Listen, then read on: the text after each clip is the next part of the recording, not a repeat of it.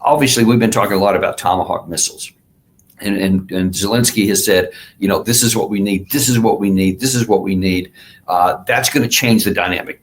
Just like the Europeans and the United States have been talking about sanctions are going to change Russia. Zelensky's saying, no, it's going to be those Tomahawk. That's going to get it done. Here's how he put it a few days ago. Лінія фронту може бути початком дипломатії. Натомість Росія знову робить все, щоб зіскочити з дипломатії. І як тільки питання далекобійності для нас, для України стало трохи далі, то майже автоматично Росія стала вже менш зацікавленою у дипломатії. Це сигнал, що саме це питання далекобійності дає, можливо, незамінний ключ до миру. Чим більше української далекобійності, тим більше і російська готовність закінчити війну. Зараз тижні, які це знову підтвердили, дискусія про Томагавки виявилась сильною інвестицією в дипломатію. Ми змусили Росію показати, що Томагавки – це саме та карта, на яку вони зважають. See, he fell into the trap. I actually set this up a few days back. I said that somebody would do this. Turned out that somebody was Volodymyr Zelensky. When I said that somebody's going to say, oh, it was the threat of Tomahawks that caused Putin to come to the meeting. Because remember, after Trump got on the phone call for 2.5 hours with Putin, then he said, hey, we're going to have a ministerial meeting possibly next week. And then we're going to have this other meeting with me and President Putin in Hungary. And maybe even with Zelensky, we're going to bring this war to an end. Zelensky calculated the only reason they were willing to do that is because of the threat of Tomahawk missiles. So cool. Let me have those long range missiles. I'm sorry, Mr. President, what was that about Tomahawks? Well, the problem with the Tomahawks that a lot of people don't know, it'll take a minimum of 6 months, usually a year, to learn how to use them. They're highly complex. So the only way a Tomahawk is going to be shot is if we shot it, and we're not going to do that. And we know how to use it, and we're not going to be teaching other people. It's too far out into the future. So, yeah, you're not going to get the Tomahawks. Or are you? Because I mentioned today, just hours ago, in Europe, Zelensky was talking about that, and the issue came back up with Tomahawks, and people going, yeah, but Trump just said that, yeah, we're not going to do that. And he danced around it a little bit, but basically said, and with some justification, can I just say, that used to be the case with the previous administration. Biden kept saying, we're not going to do this, we're not going to give you that, we're only going to do this, and then some number of months, 5 months, 7 months, 8 months, a year, sometimes, then they end up getting it, whether it was tanks, whether it was long-range fires, the F-16s, I mean, you name it, everything that they asked for early and then ended up not getting, then later on they got. Now, of course, as I was pointing out from the very inception, they were never going to make a difference on the battlefield because individual weapon systems is just background noise in this. It's all about the balance of power between the two sides at the national level. Who has the capacity to wage war, and that means all of it together, industrial capacity, finances, national will, and manpower. Those are the real things that have everything to do with who wins a war of attrition, which we're in. So getting a few F-16s or getting a few ATACMs, whatever, is never going to make the difference here. Even less a handful of Tomahawk cruise missiles. Even militarily, forget about the signal that they could send and the escalation they could cause, but just the fact that they exist there won't have any impact on the front, any more than the F-16s did, any more than the ATACMs or the Storm Shadow or any of that other stuff. All that stuff came, used on the battlefield, had no impact. This one won't either. But you see that Zelensky's thinking, yeah, but they used to tell me that the same thing. And then you see Trump also used to say this stuff. We're not going to do this. We're not going to do that. And then he talks him into it. Nobody takes Trump at his word. Nobody thinks that whatever you said today means anything. So they're going to keep going down that path, and he's going to keep going. You can see that Zelensky thinks he's going to get it in the future. But here's the problem. It's not going to make any difference then either, any more than it did when he got the F-16s or all those other weapon systems. It won't make any difference. Certainly not in the number that we're talking about here. Trump has even admitted that for a few times, but that may not stop him from giving them to him later on. I mean, he's done all these other things. Why would he stop there? And someone who is so famously impatient and just wants what I want right now. I mean, it's the same thing what we're doing with this whole issue of destroying the East Wing of the White House, frankly. There was a right way to do it, and then there's a wrong way to do it. And he didn't want to wait for the right way. It takes too long. So I'm just going to bring in a truck, a bulldozer, and just start ripping the building to shreds. Forget about trying to do it the right way. That's just one issue there, but that's indicative of how his mind thinks. I don't want to wait. I don't want to do it the right way. I want what I want, and I want it right now. That's how he operates. But where is this going to go then? What's going to happen here? President Trump wants what he wants, and he wants it now.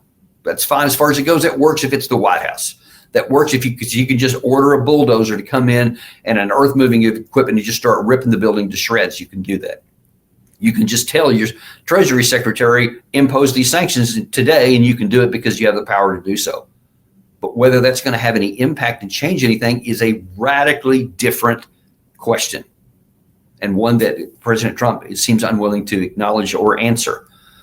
But it'll be answered for him, because I'll just tell you, none of the fundamentals have been changed here.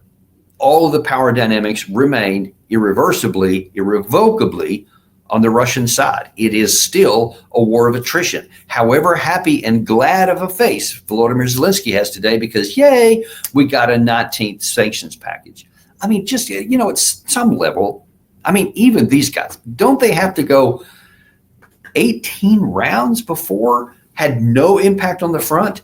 And then now we want to say, like Scott Besson did at the opening of this show, this is going to be the biggest one we've ever done, and this one will finally make a difference. This will force Putin to, quote, come to the table for a just and lasting peace, i.e. what we want.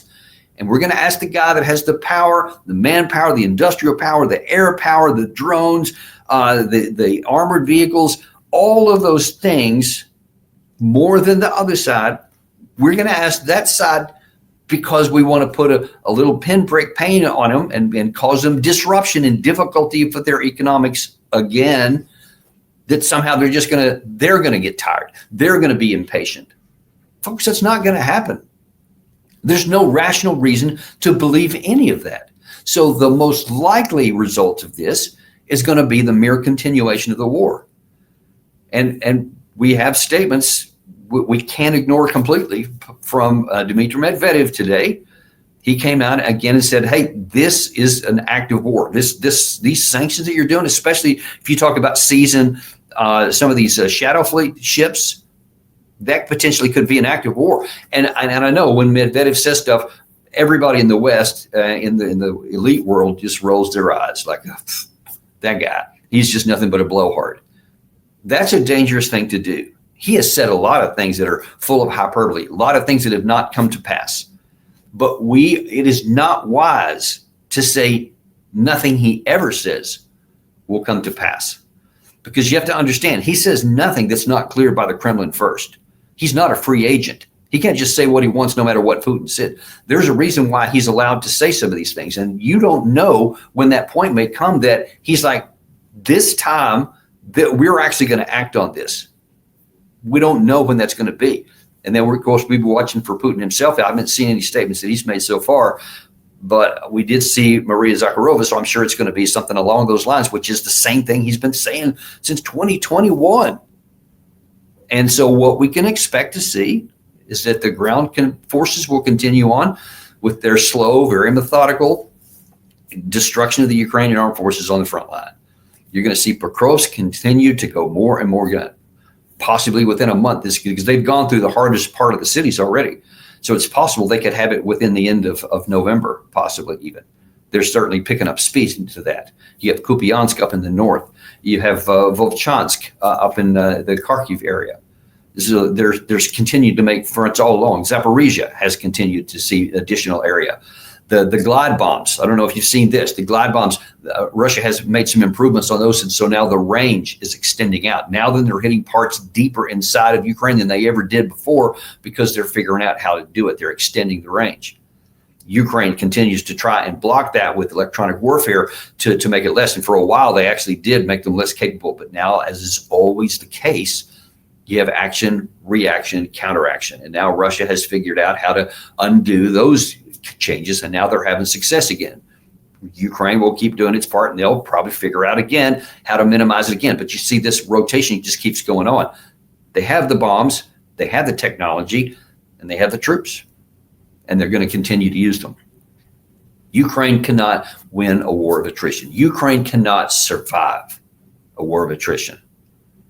The pin in your hopes that a few sanctions will make pain points for Russia, or that it will force Russia to the table, you've not been paying any attention at all. And it's irrational to think Russia would do that. It would be crazy for Russia to do that. And if there's one place you can't use the moniker crazy, it's on the Russian side. You can hate them. You can think that they're evil and wicked, however you want to, whatever you want to say from your perspective. But what you cannot say, if you're being honest, is that they're crazy. They're very, very rational and methodical and thorough and detailed. They do pay attention to what happens on the ground. They do go 3 and 4 steps down, second, third order effects all the way through. And they calculate what they're doing.